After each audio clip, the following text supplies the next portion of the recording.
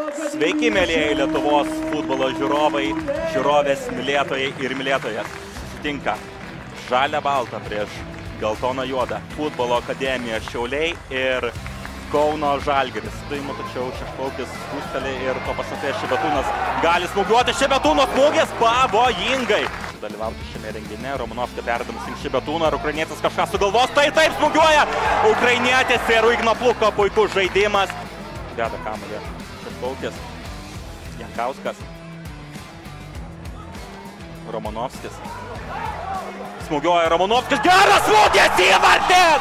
Koks įvartis, kažkas neįtikėtino, kažkas fenomenalaus! 13 numeris Danielis Romanovskis, štai tokią bombą siunčia į Kauno Žalgirio ekipos vartus. Vau, norime pamatyti pakartojimą.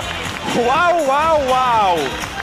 Štai toks LFF taurės pusfinalis ir šeimininkai švenčia. Pasižiūrėkite, Lietuvos rinktinės ekipos saugas Romanovskis nuo skersinio.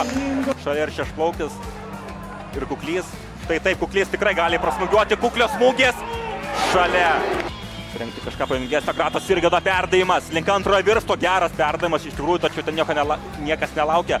Štai toks smūgis per save, o dangau, wow! 1-1. Wow, per save. Šiandien įvarčiai yra kažkas fantastikos, šiandien įvarčiai yra kažkas nuostabaus. Danieliaus Romanovskio smūgis pirmajame kėlinyje. Pražanga, Romanovskis perdo kamuolį. Ir vėlgi Šebetūnas kuom atsako. Urbys 1-1, Dapkus prieš Rūdbį, kuris laimės. Urbys smūgiuoja. Džiulio, o suklysti tikrai niekam nesinori. Štai toks perdavimas. Ir koks rikošėtas. Ir turi būti smūgis, kadangi baigėsi laikas. Urbio perdavimas, štai taip. Micevičiaus smūgis. Olbergis! Rezultatas tampa 2-1. Sigitas Olbergis paskutinėje pirmojo pratęsimo laiko minutę. Štai taip, po tokio apmaudaus epizodo, kuomet Kauno Žalgiris savo ekipos zonoje kontroliavo kamuolį, yra uždirbtas kampinis ir tokia situacija. Urbys, Micevičius, Jankauskas.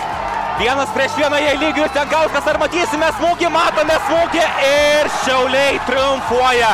Šiauliai džiaugiasi ir galbūt per anksti, tačiau Šiaulių futbolo akademiją sveikinu su LFF taurės finalu. Ir Transinvest ekipa jau tikriausiai regi savo varžovus Šiaulių futbolo akademiją. Eligijus Jankauskas 3-1 ir spalio 1 dieną galbūt dar šiek tiek ir per anksti kalbėti, tačiau jeigu labai toksai įdomus sprendimas, Kratos irgi tą perdavimas į kitos aikštelę. Na ir matysime įvartį! Pamatysime, kuri komanda kels taurę į viršų ir rungtynės pasibaigia. Nuostabios rungtynės, neįtikėtinos rungtynės, tiek emocijų.